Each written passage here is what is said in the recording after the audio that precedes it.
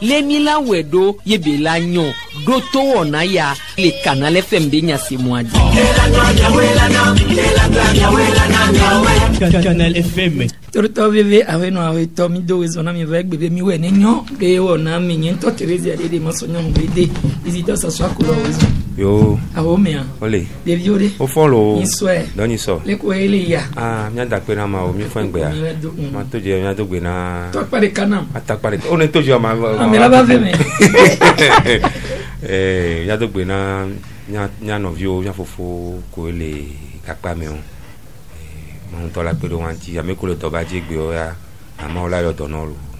enyo to fil point to wezo yo lo dare de au fond lo de viode au fond insobido dans solo enyo chama ma to apare kanu ne mas o mon papa ma so dogbe na tonton Amasco clinique les bains bakodo monsieur Xavier au suivre na émission avevere ndogbe na togo du kwa pata enyo akbe mais do se mignon wezo yo dare de ako meto fond la sobido solo kedea kerela enyo docteur togbe wezo yolo aho metode de viode au fond insobido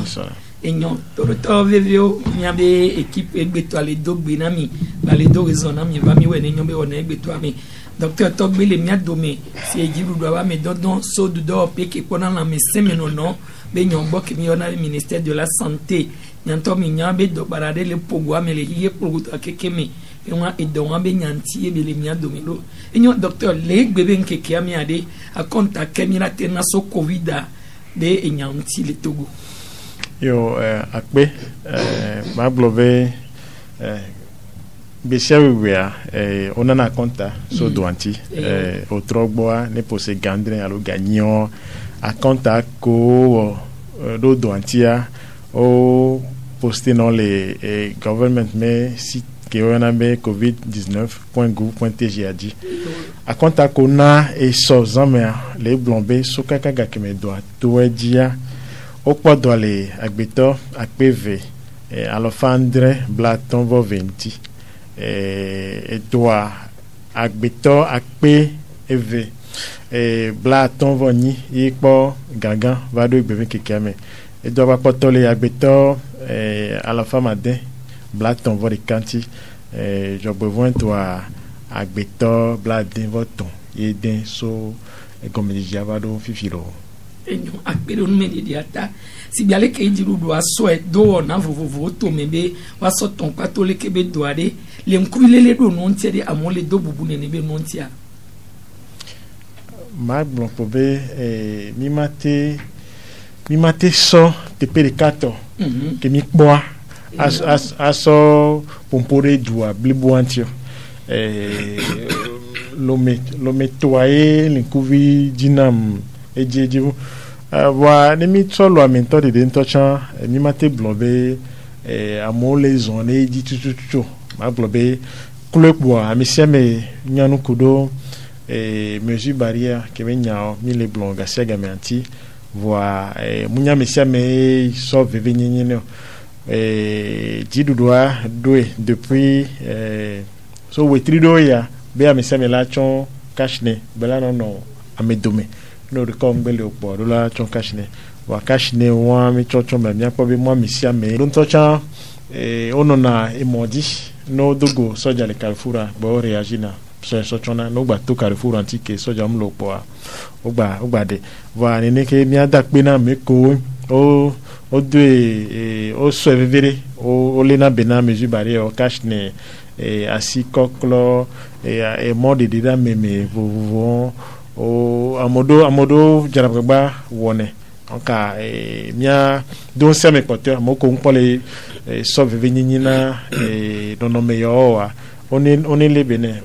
mim don de pebu la hodu edoaji to vona mesure barrière on ko obe amone on est respecté docteur Miss de Milano agbekudo edoa ne Milano agbekudo doa le ke mira wero ne mia no agbekudo e gan nyibe mimnya ga keme doa jafo nyawe obe nyawe olo vaccin le judome voilà ne vaccin gba vanto cha munye gan ebe mila tati le mesure anti bonino parce que munya mi kafla moi mi se me jate po gomme les vaccins me zereko nombe mia no agbe kudoya e gombe mia so epo be e chanyu do va vous toto que ya le coup de porteur me be inde menya o mane kaba ewu na me vevere ne milano agbe kudoya e gombe mia to mi alo blonami bere nono me yore ke 10,000 zondo e mila gbenle doya gbo ne mi tele zondo nono me vous on dit quoi mila nyabe miacha milio miame doda si ke pon kumenami ne mia so du doya di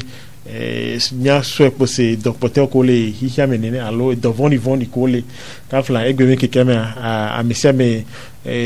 se sida menko nyabe no bono la gbenle sida gbo no me yore ke o la gbe zonre di ne mi gbe zonre won di quoi ya pobe sida ngbale do vovona mo tutu c'est de que maintenant ya de là peut-être 15 ans allo 20 ans nenio egbe mi keke me mesia mi nya pobe obere ko lao no gbe zonre di quoi de que ma o et de achamenya ne chanle won ya so po se be ele se do porteur lo docteur ogbon abota de benya fifi voir réseaux sociaux dia ici à moi audio kwata ke ole incriminer ne be abota sisi ne ba ve mebe abota wa tongwe ba gendo mia be dumele fia de le mi la tem na kankan odi dume vi obe ma wa gble ne pele wan ti ola no lasi o china tekbo no de abota alo ati ke ede to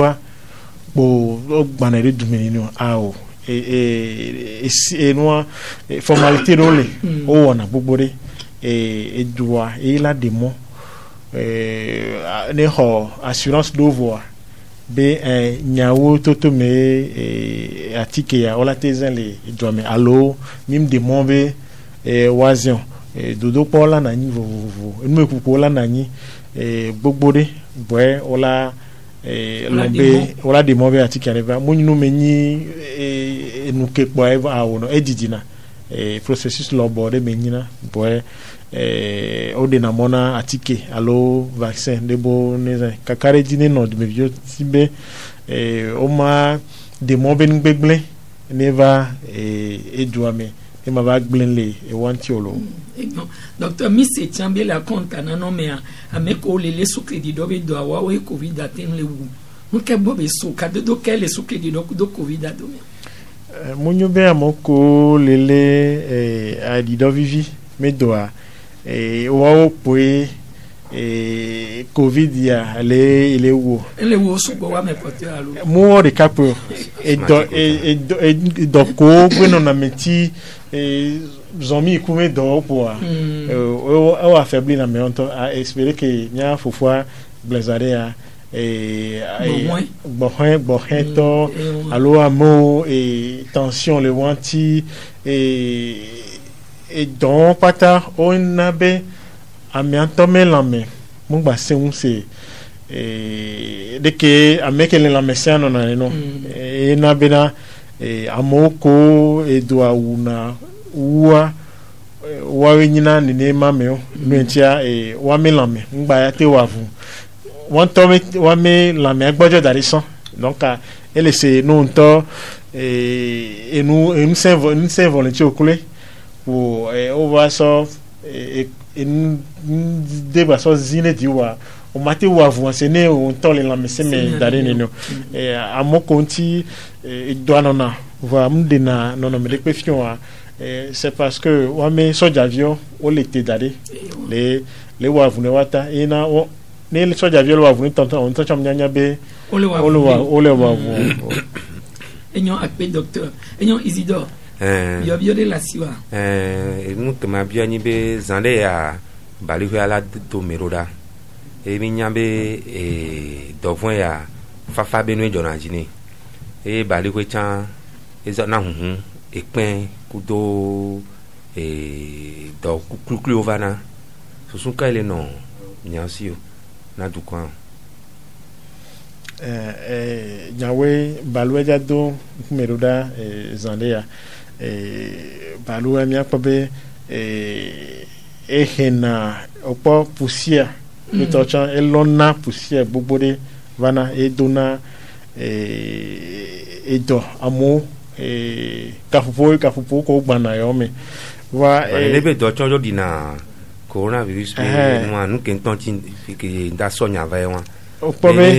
maladie saisonnière on va parler de que ola tendo to ba ko do covid be pya me munyo balu me do de poe dina covid to e pem dans la dona ponami koko wa covid me pem alors covid toa e china neva senwa e china gbogbo ponamo amodona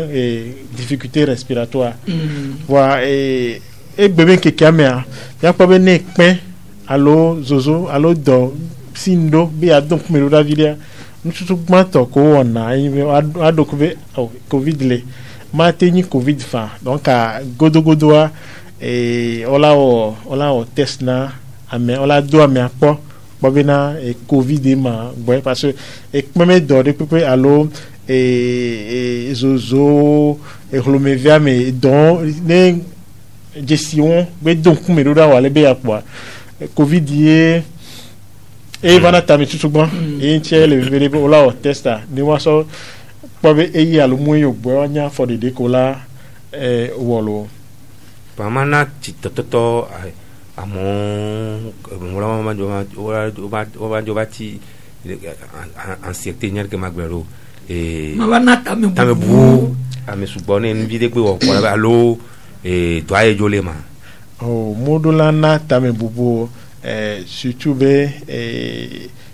testa maglokobe amoko le droit no pokana 111 testa nu menyi wana no gratuitement nyankobe tame bubu de pemdola no duwancho no tia enyobe wa de jisikaba be covid alomu covid wu sobe ananyi kponene anokupen to be font ani va ni covid ela va gbleni tio mi mdi be wa nevo tame bubu mdola no mena du mevio ne ogbe no ne jesio ozen yo pokana 111 biobiodo na nani onu mekukudo na nani gbo omtina tekwa no be ekmen alo zozo alo relevez pour la vitesse a mu ina ni no enu mekukubo na nani gbo o pone be hiabo wa do ami akpo alo enbu pomelani ma que ma paso pe ani be social va mi agbo le gbon be na nene po dona merio po dona yo dai monjo po dona yo vo be you no taking gbo ba un po yo plo yo se tado hotel alo afide ke yo la be isolé yo nkele jo no po dona media nyetwa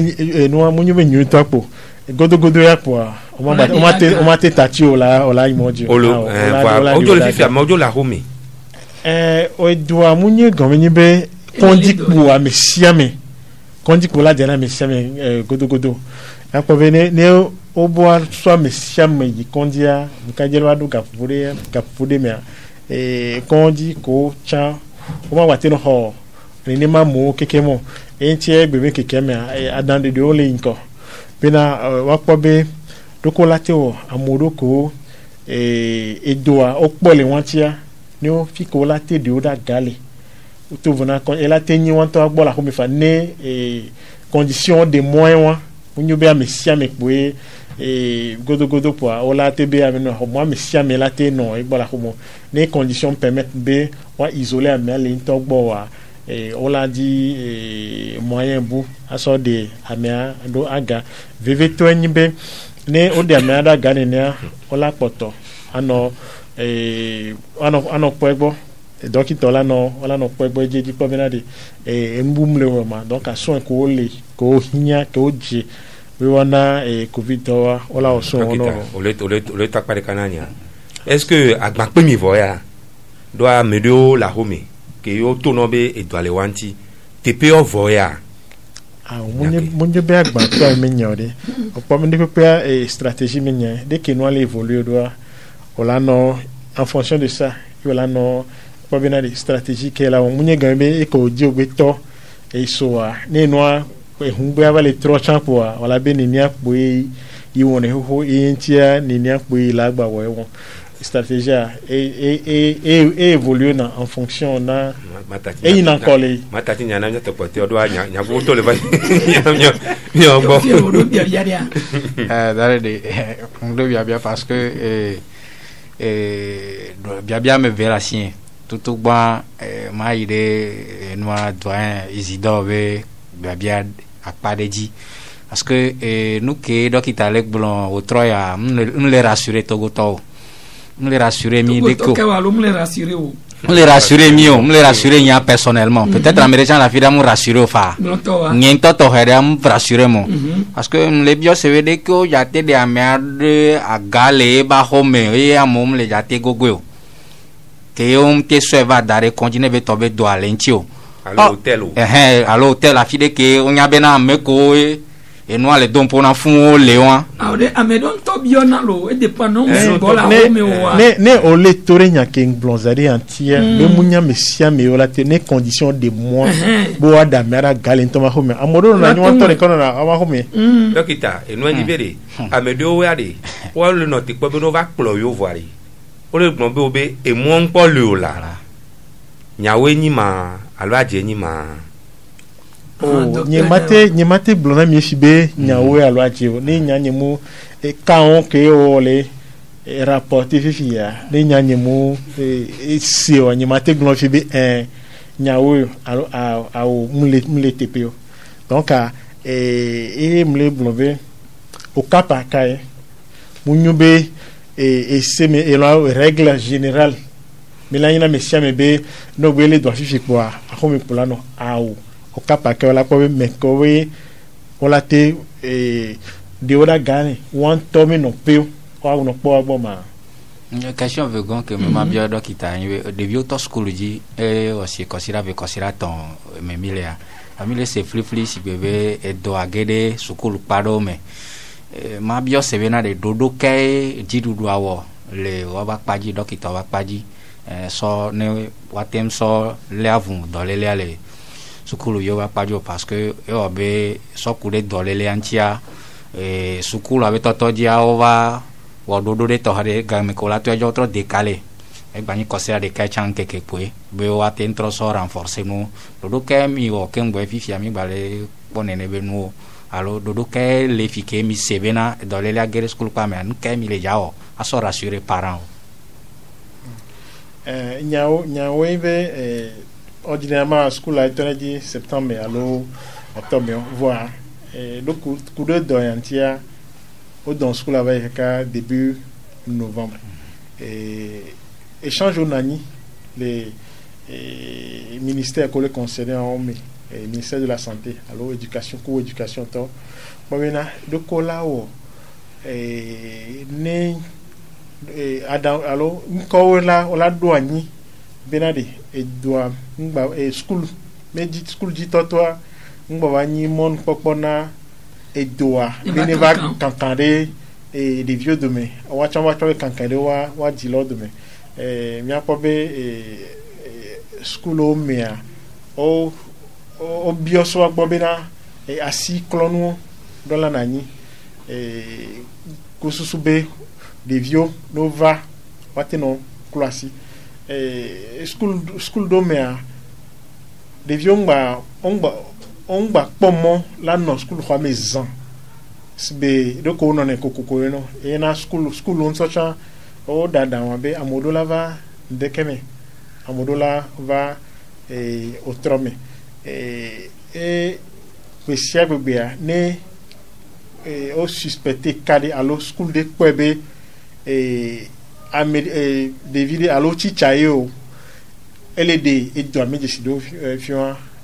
on a contacté autorité sanitaire et a foré de kola nanya on la fion ne wa delo munyo togo de kayo otosko dielo allo school ya et tant les activités côté ko milionné kobe mia no agbeku doa ya no be kudo school ya chan les activités mais ohun church yo ohun church deo o do se deo no se won amisa me pon kun na misa be oni zon se won di donc à school a chan les activités normales mais mi mate o mate wo no tebe e do ya ne vo kekem bo ado de vieux school mi mnyaga keme do ya no te va vivre to enbe mesure ko do anya amisa mene weto e do pon kun na parent chan et donc mon kumena school ochan boy school vieux chan et gantoa pon kumena parce que wa la zone ici odi ne onba madore wa no no me onka gantoa ko agbo be wa o le pompona ne wa te zone ici odi lo mais ça ya bien la si on est no kita nya bien la si wa so kita que me le po le fia me le po se be tokunu décideur on tole ame ko on to nya do le mi la bioa kita ya tokunu benye na benye ma binya po banya ka ko ma gule ko ni ke do e do benya e bana be tokoto obu nke gbo be so ke do ajo va po a kolora ko to do obu e bana ke ba ratolo e bana ka ba zimi li sera di kolora to le katanga ku norlo be ne kolora ko to nke ona do aba ho priorité le ni porter aussi nke gbo be so benye ne amunyo be e do mbu ma globe na couleur on va na attention coronavirus unu munyu be docteur buyo parce que no po sida le wa men to fifi que do ave nyaba sida e palu anto ko to la po do ba to palu sida munyu bo travail de ko be una mesano po nenia ko ogba poto le dia entia ministère programme vous mea et do repepe de me maglo pove do repepe do akpa ministère makpa ki bonebo depuis c'est wetri à temps yo alors c'est juin mais on yo trop de mois des activités de terrain quelques sensibilisation ou campagne vous autour de mono pe et watro yeji kususube et dokotio on va do négliger wa kususube munyume coronavirus ko le wa mo e corona a me que dokotio le wa es bo coronavirus toi 20 ho munyu coronavirus de ka ko le wa mo e dokotio wa chon le vivere entia o mu ngobe don ne na terrain jeje mi la pobe activité o banana ni ne wa so do oji vovoro enyo docteur akpe enyo easy ago si ale mi le blane ni atogo be du cloteur o nyame soso vevere ni so nyime do do po vovo ke de vio yina ega koza na so ni wa e bi ojo magba no to fion le ko po 20 o nu nyare be ni do anu ni be wo campagne be gami ni togo jo dakona ya ni to azikpe abe e no ado to afiko ra o de to pa sikpe CPD que BBC bac un coup de bac de avait la so et gaso que pe po nya do ni e won ya e nu nyare be ni enyo mais ça ne ko pelo o dale de espérer que easy blene am nyare be ni o te so ba so campagne be promesse o le kai to di won donc a mia de ku ne be potio chan ne wo potio na mi voilà ne mitro le potio le do wa mitro le cb ne ko to squad in so amero to di hoho directeur au to ga hol de jusi c'est un privé donc on avait privé to donc ngabio c'est bien que officiel pour décision et quand le campagne agata examen pour les parce que ga afi te per capo ga kekele ga te per capo ga kekele donc ai basi et ni a ministère de l'enseignement ba de communication oh elle la mo si voro la trop na we ba mi kuna me a we si me nyam da fo no me ke mbese kwa monu ya me se we directeur le bombe ya odulo yo ka la troson me mdaga troson no be ya ho na me ko ameko to odua no nam nyanya donc ni nyanya da pa enyo ya Théophile dare de enunyo de ne betobe oso e gawan so ke togo vioa alo sukulu vioa alo jilao o ma bazanga on a enunyo de salma nu ke pomia bulanyi be maune wene va continuer ngbanyi noa o so nkeke ton alo pereka kwa après on be ave sokure nu yanji ave yo batrova système ho waji o donc novice be nyaba ine voilà enu be nyi ola glan fi be o de ke voir enu la ke so fi nkeke ton alo pereka pv ala gbobe a be nya yo glon va isan be bon ola gbato fin tout toi ka fran no gbe tron de kwa très définitivement enyo akpe et que ma so pe ni de noa nationalité na de vie collation examen et ben nyami le gbe ko et de fou nationalité a multiplicata les Togo fifia doit fi de ka ponero te no tapan go tian fi e ko lava wele ya voir et noa maso le non et non ti oui le non ti gbogbo de obi mi gbon mi tonu nyawa va ile fi ene se fli voir un podo do kekun akaje nke casier judiciaire iko gweje ole mo kwa no jo tian va le meto ato ba jo le defun le meto ale defun enyan kele obi justice ntele délivrer casier judiciaire na amo wa collègue no be no be gouverneur automato o va doa o debe wa pasile wa pasile no ti kabane de vieux ngba khado romanti o la bobo tout fait non voir on tempo nke nationalité yo la te so itoto polo mais ça on ja so nyane pesa me ma globe sibe mi abenya ke mi le bon inscription benya ke apeto forso ke ele gratuitement mais donc kube wele sokode into tande mi ke chukaro na niwa sokode kwa fido mchu et mi abenya donc à ce grand mec qui me laisse voler pour la supprimer toi quelqu'un est-ce que ouais est-ce que supprimer toi quelqu'un alors et nous venons que Théophile mais pas ko supprimer quelqu'un et ya ko on va dire Togo vieux po ouais na lo no ni on ni tout les o le nous là autant la bénéficier ni a ouais mi la va bio elo o nyan le gouvernement même bio c'est ko nu ya normalement c'est vrai que nyana no émission nyana va que nyang peroa en temps normal a me bu ko va o do la tu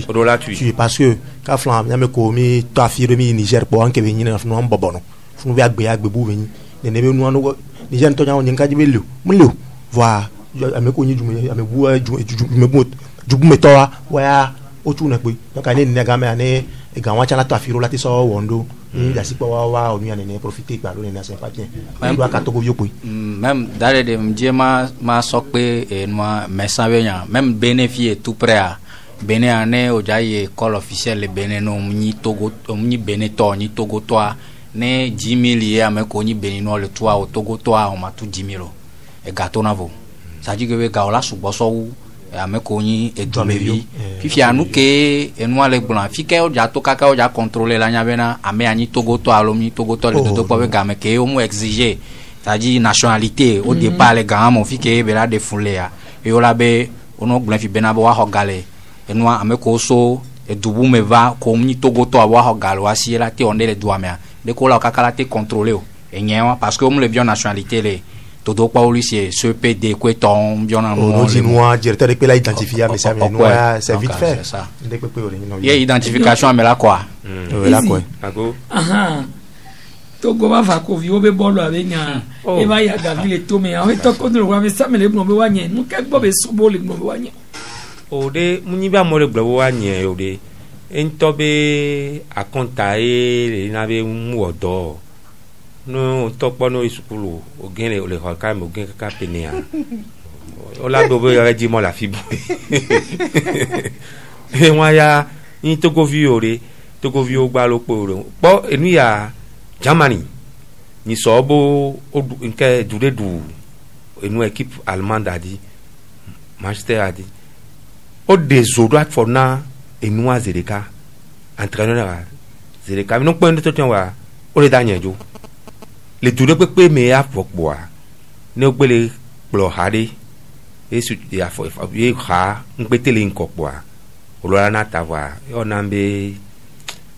ya be Claude Leroy obo so enua epevio so savoni ni be yepe la pole e mo ele defun le duomea enyawa enia président de la fédération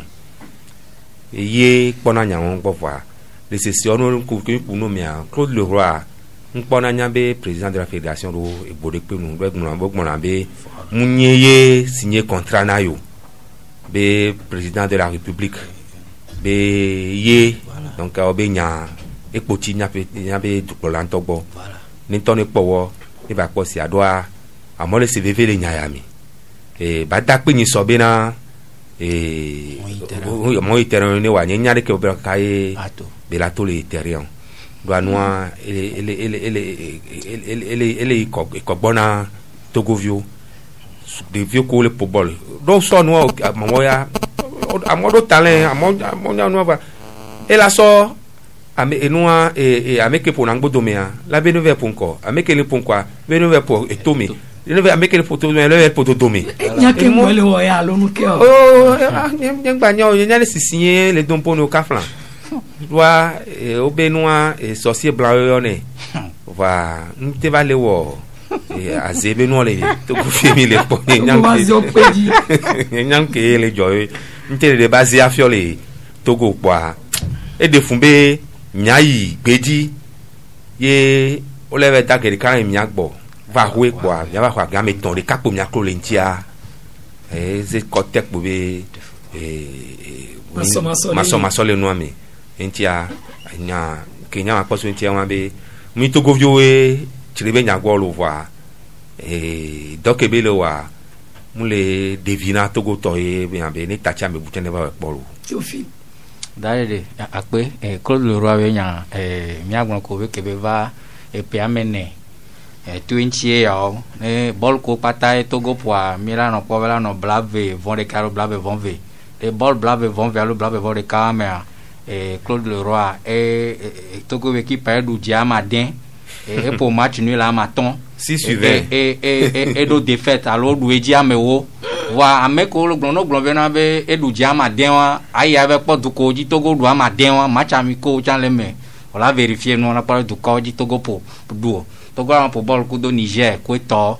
voilà po ifia nke gba troto vo na Claude Leroy ba nyi no no ayi pe fofo nya glonzande abe nyi be na togo vio de voine yo no no lo wene ngbe on tengbele we yo para da chame bolava parce que Claude Leroy va mi la constater bena e va do mama joueur o me e do tito joueur o me e gbe fifia joueur do le ko oni togo be no joueur o le tuta le pobol ke o la gba tem pobol na togo e gbe fa Claude Leroy tebleji blali me mu yo no gbede o mu yo na mo gbede si gbe mo tro zo be ennemi donc joueur do les gens comme no ko jouer c'est gapé on mo mate to te bol bo ngba pobol na togo patane no re we gbe ya o la po be na mo gbe be ngba pobol no Jonathan Ité amo ngba le gba le pobol na togo Alexis Roma wa chol me gba potole pobol le club me nkayo no hia me pa hia no ja wo equipe ye chande enu ye re no ja we re o be ka ho nu yo gbi na ye ya do no ja nu ye ya nyi be o la ba couper aro la so enu akele ya Racine kele o wa hun e kongbe abe tole dono ne Claude Leroy yo amede gbe asoa la gba yo amebu jusqu'à présent pe amena mi ndo équipe type nta togo ndo équipe présentement bon ne mi le glonbena be ne la nyoare wa do akpe ne e ga ko so le ne wa million blave vont ton ko so le ne a no serve un cinquième so le na togo vide be na ne kenyi togo vi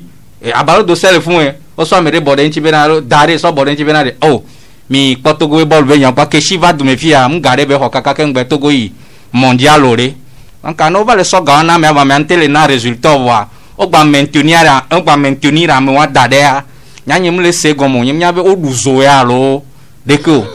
nke me mu le kona togo vi kudo gbe ya kaka ga ke me togo football kudo benele noa kutonu e PDA me e togo so gain ke togo a pour match nul voilà la betoé Benin doit dire 2-1 ils ont grand me pa moto afaji on va pour match de chan le kege kodo star africaine ko va boy amol le dapa le terrain donc pourtant va terrain amol le dapa avec le roi magba non ava ko yo be nko et le seigneur va no ajo be no blona Claude Leroy na mo pompo agba be yem signer contrat kudo americo donc pourtant e signer contrat ku quoi donc pourtant en kan di be le seigneur va ngedone jagba ba yo va gbon be na re o foyen fie o wesen are esun jo imi aja me bu mi akpada benare mi la te pondele me la do tama enyo mesa dale de be mi la pon be ma do nya me o do ko do roaji ni so wa nya blave o be ba mérite noa ngba ba lo donc ami do babare ni Côte d'Ivoire be nya Côte d'Ivoire ke be Togo équipe mo hole no no me nyo lo parce no po Togo to chan temps mais mi do problème ke gbe ba wa fun wa mi so ba ikanu mi so ba kanu parce que be nya ke be bon na munye wa fun lo nka lo yo ba be wa e ba woru asa nka lo yo ba fun e ba wonu ni ma go Togo vion to lo ke de va na ba ke va no mi so ba o ni ba no an to le to ni be gan be wa ya wan to ta menti evado menti evado 2019 be ni be ya do équipe na Togo be na 2019 wa mi ya agba ko mi bo gan mi inu enwe Gabon enwe mi gbo mi ho ne gbo donc ele gbona mi chambe boy yebe ya mi keti evado ni be Togo ala do keep de aso nya Côte d'Ivoire mi le gbonya de peso ti anya npo na be Côte d'Ivoire ke be va ndotro nketi mate gblonero o la po be e yona Côte d'Ivoire fi ke be no Ghana kwa fi o tino po bole pa domi ne le be hu me ne po be de bia pour te proba sélection e na be so keep local aso e wo tori e na be ndotro na mi ngbo mi le do résultat va Côte d'Ivoire nu ke be wo egbe ne gba jo egbe so cha mi te lu nko parce que e wo nde dare na mi fa me le po be côté wan Togo vi o me le po chuchu Togo vi o me le po côté wan chu so Côte d'Ivoire mesa dare de yen so nya lo mesa onya ball be to mere onya ni be na mo lo glom le sia mo lo glom no maîtriser ball be nya enu ka mo lo glom le nu gomea mi se no opona ball ko do onya ball be nya elevo be mpona ball elevo ken gba jouer la terrain ji le pour ball dia no yo na nde opo be na jouer alo équipe me le joueur enwa eduasio nko la ho dade de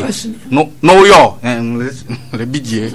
no yo va na nde be na va e oyo va chicha be na de via de mtele wa dam nyore le sukulu be na ba perenti ko sia le ka ko po be ame ne wa na yin e pia me wo cha be yin le ja pon de pe encore no ne chicha no la sauver image encore là ola yo démission be ada lo le mero e kuro gbe pe ame ne obe ja do équipe mesa équipe kai Claude le Radona Togo egbe no ne jo egbe fi fi ame ko ko la gbe fi be si fi be no be odaso équipe type là pour nous aller pervers ouais minya sans là be obe ade ba là pour voilà ame ade ke là pour nous ame to nya na zeri ka ba me ala no fie au moins minya na de ame do ko là pour nous minya be e davo subo voilà est-ce que vous d'attaquer qui est on ya parce que mi Paul ke shibe gamesan o la pon Togo vion pour bola ou ya jari na nani Togo vion o mouye na mayo nglono zade fi voilà ko be ebe entraîneur va do mama joueur o me e to agire joueur o me la no vi ese nya ke me le gbon be na de mi la so ran se aso na fi nyam le gbon c'est ouais douane mi la ouais mi la so na se aso na fi nous ken na joueur o chon batele pour bolo parce que joueur o be nya gabe nya po nya wonu so gabe nya le subo so Togo joueur on bal pour bona Togo équipe o le pour bona gaé et gawa chon le dit donc à ce que c'est Marc Stéphane qui chive gamé ya mo moué na mayo Togo to temps mais la to prime nya dona pour ba fi ya prime nya rek ngba na nyo la quoi que Côte d'Ivoire nya va essayer de s'imposer bon be que prime nya nyo mo le do victoire donc en chang po be na be ni nebe noa ko eso le so a mesu gbagbo parce que nous quand Côte d'Ivoire ka ko le mi le dapa Togo le dapa vont me tele do di so le jo ye be pa ko to balo Côte d'Ivoire to do mse le gbe a donc elle odo donc o nyen gbo be le odo ni Côte d'Ivoire tele to te ka kuro gbe ele ele gbo be mle boa me de pe no ministre e be journaliste oni journaliste le font les de presse toi gancho les de tororo la même pour ball be so ka donc ball que a mo pour 90 mais 92 mais to na ball elle a volé mi wa ball ko prime 100 000 allo président d'Adja 98 mais mo 100 000 prime de match pour ball on ko primo bon pour ball il y a une pour ball on battait le football et ball bien on battait le semble dio dadede mabio bien on dia severe nyane statistique pe nyamia gonro musite vivia 1972 Togo gamo be l'Afrique kenya amia meni voilà do ameni poe voilà Togo no mi midu na Cameroun diga midu na Nigeria di enyano se wan ko les doigts me nique pour soleil Afrique quelqu'un va Togo non mi Togo no soleil et noir et Afrique occidentale la nya chamido statut de que mi mondial po voilà bois Togo de polé qualificatif mi na ya lo kengbo mi gbona voilà mi na kengbo gbona les canons va depuis que Claude Leroy va mi gba kan funu apo nyake nyake kewa nyake easy bro nyake easy dog bro elemi fone côté Kenya le pona nya be mi le gars pas ko to be nejo nous kenam te le jo ba so nya ko wa mdum se ko ne gombe nejo majo mais quel gombe no alors ibo quel oto yem te le jo mi le da pas le on te le gbona ibe no me gan e ku o sanyi e ka pour be mi le fia mi na contrat que be signer ku onu parce que mu signer contrat ko fédération e be journaliste on to am le intention voyant quand je vais le bol ya mais que du plateau do la pon et do la hunku bien e wa be to ma si be le toji le se bien ko ne be hia be la dejo pe la dejo donc miami ma onu miami la obe to yo ne bonji ta no ko be we ba ka dan mi kenye le gba gbon so be la o de kede donc nya ga ne chance mi pon ke chance ka mais sans chance ka o pere ne mais sans to debe pour 10 pour moi là et ni attaquant et moi mais donc ako be to ba to je nu po pour akawa ba ga be cham ki cham le gbon mi ya o ne bleu parce que le CFF donc allez bien c'est que nous voilà que ma ku yen ma ni som dikeme pour voilà pas que sinon ko be pour ça be c'est me be pour là so kaka ga ke be ba kaka pe amene ya mi te do résultat parce que mi ami ko ko do va faire long belle do résultat pour nyane ko mi o annoncer be ko do ba to ko mi nya me rôle mi ko jouer parce que mi c'est réalisation roi mi po be la te on voir mi te va c'est comme réalisation de que nous voilà équipe na e gagner Ghana toro no ko Ghana toro be amwa mi ho ya kame koko ya lo Ghana toro amwa mi ho mi la dalo vinu mi ya effectivement ya ni la gbe yan la dégager pour la dégager wa ji amere amo ro adoli baba do se la o so wu to ke pa sa ba do se ni so to bo mi shan ko re wa to ko football ku do Nigeria le kege yin ton po e jijome easy ne mi le fifi ko la be togo comme be câble le be kota e câble le fi le ke voir nyame ko les anois mi me le ko vide de dépôt non envoyer ga no fifi timania Dadede. E nous là on la tentio. Nyawantoa nya ke maga shoko va vo pour aller et nous va trôner nous. Vobo va be yoda va na be nous wa zonwe. Et defu. E nya komi le glon be de ya. Odoku ga meke o le trône wa yoda sona maga shemi ta pa be wen ke yoda o ya. Nda don to go viodio. E nya to ko lo do le fun to chon o du to na mi be allez nous les da yidoa les da don et doadio mi bon kaka e nyakelia e ko le pepe si be close le kwa be nya ke kpoko ni e defumbe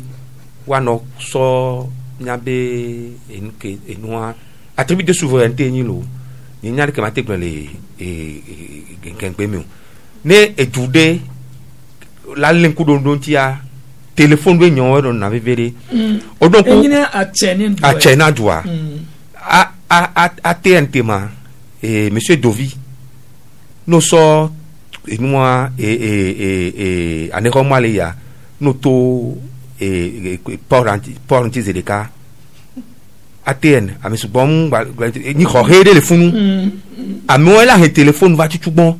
game anjo chanja et ni ministre de la télécommunication o wonu abe monsieur Dovio o dava ino na gba to ibe to e nous no tati na me won do alo me ani dugbato to dia o la gbanjo ke ade agbe sini fo pa po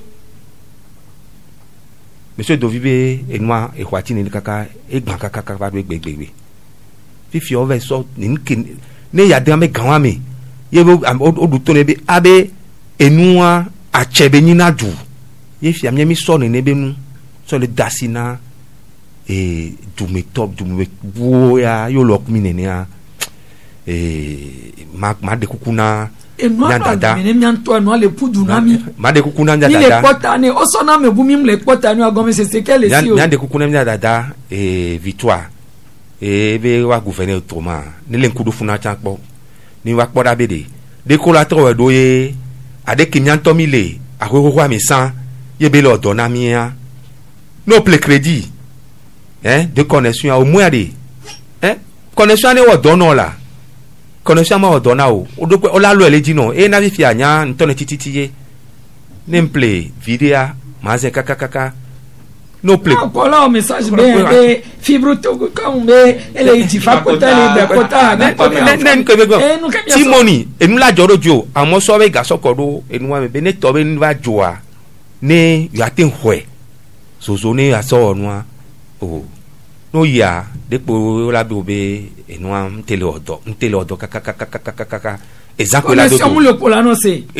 ma ko cha connexion le polano c'est o la na era si que ga konto so da ro agbo no ye ho bia depo la colonne no la to colonne ko la so pete mi le gbo vol pona mi be enua yoda so adam de mo be nya so do tutugbon le yobe government ye ko yodo fifia mi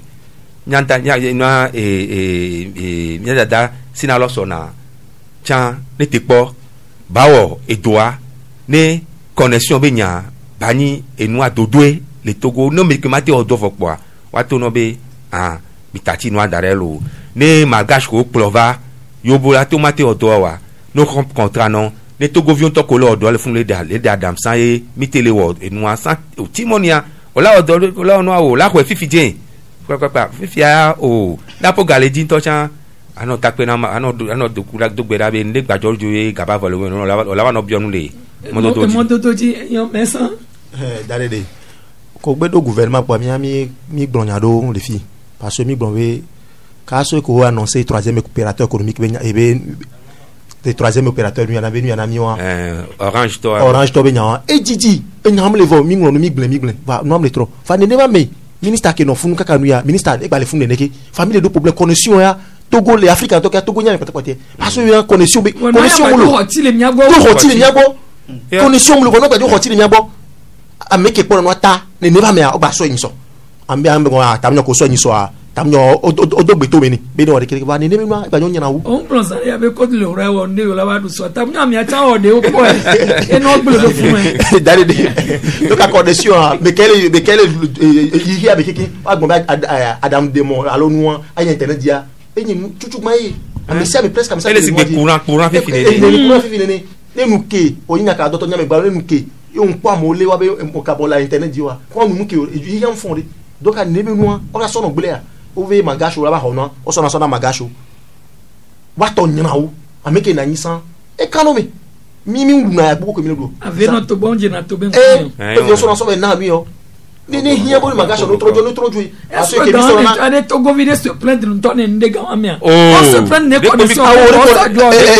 de ko mi gbombo be le hoti donc no si be ke hôtel gaperi na nyine no vire magasho egbeke to go vire to le gérer hôtel ami mi se nyare ko gaperi a gakebe lojo le funwa hôtel sala ka ware mnyato mnya ho fifi le gérer moi le février mnyato donc ibi sa nyato mnya le gérer on est comme y avait Togo c'est na mi ne kon contrat no la rompre nyare ke be yi na do le coton mi va no la no wede de sinon ka me on va si même le na yi subo connexion ça pour la lo elemi ça no tiano no pambe ko na ago consulting wa ago consulting ga ndo 1 million to chon lo do be compte di lo yo va quoi jogan qu'il est dégagé des dizaines de milliards de bénéfices.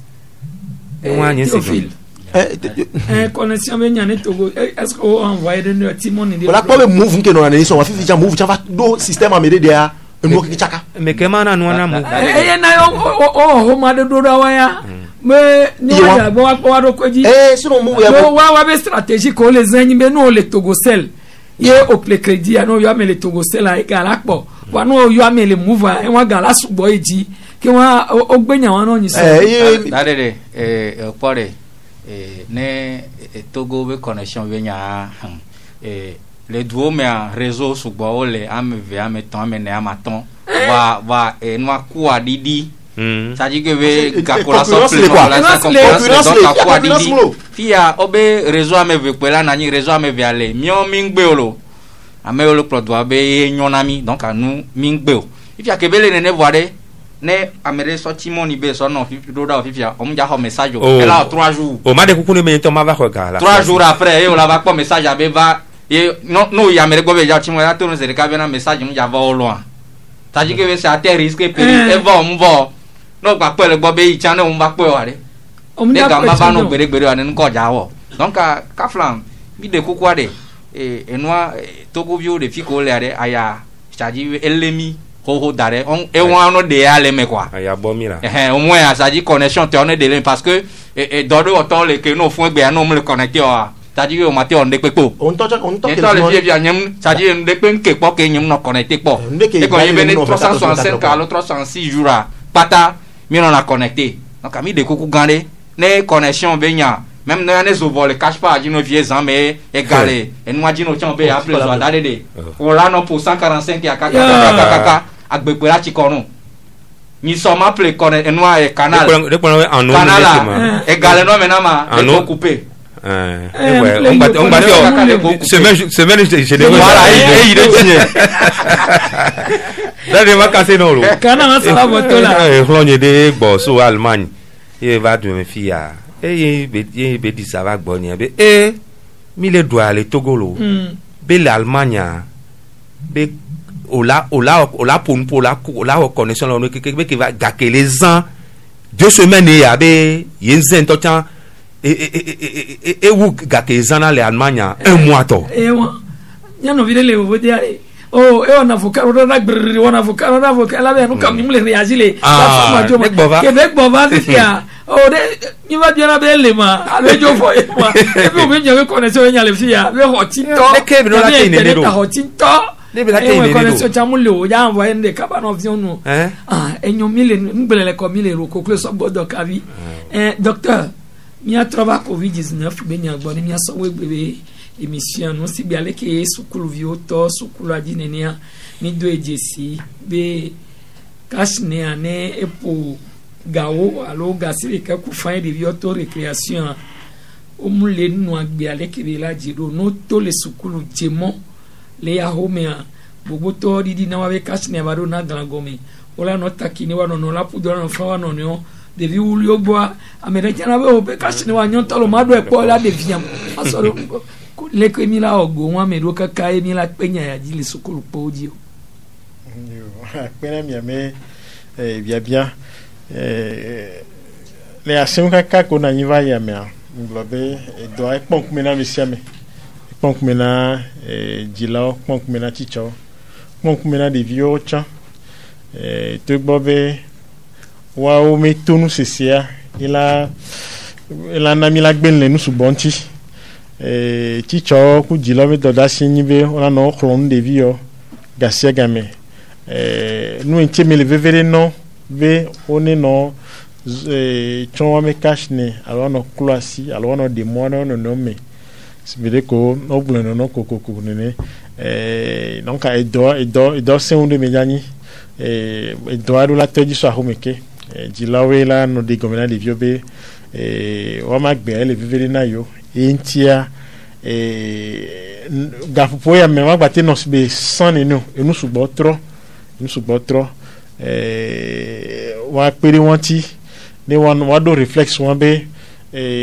kokonyenya edola sen fifi e gambe edora mi me pon l'envia ko nku viva le yo bien me asi koklo alo kokonyenya e la pere mi anti mi la gbenle edoyanti cash ne me chonchon de kamusu poteo chan odola zonkui unjube demi chon cash ne avopwa bien so alon le mi anon fa ao bien gbenle nu kikenti asi koklo ne skuvio gajo la homea ola no klasi nyure no go va kore school pa me chan odola klasi boela no inu poteo di ekeno na que pove ser una de vieux village wa obio ko le bio be mano no joa ka jibe e wa bon et de vie meilleur on tele respecté et c'est mais non mais c'est un village voir on est second be yo nto magbe yo le vli enti o le don sembe non meilleur wa zone wa dino donc la sensibilisation continue mediani les angedore asi maduna dokita maduna amegan ne de viola plano amegan ogbo planele ikpona be amegan odole a nyenda ambe be nyiko on chona cash ne on chona cash ne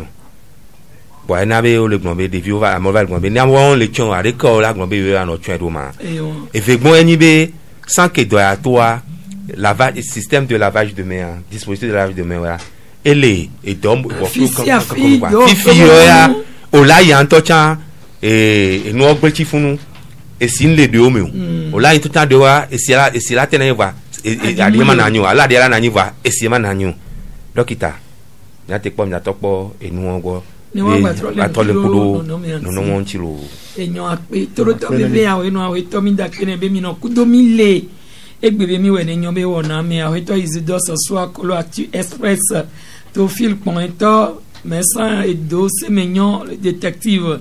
la kudo docteur togbe et au ministère de la santé yento Thérèse de masonya hulede ame proma yone be Michel Tomenga qui sosa e wa lokpe chero da kuta elana mi la 3 se wona ya le www.canalfm.com dit allô ni mi YouTube dia mi la bye bye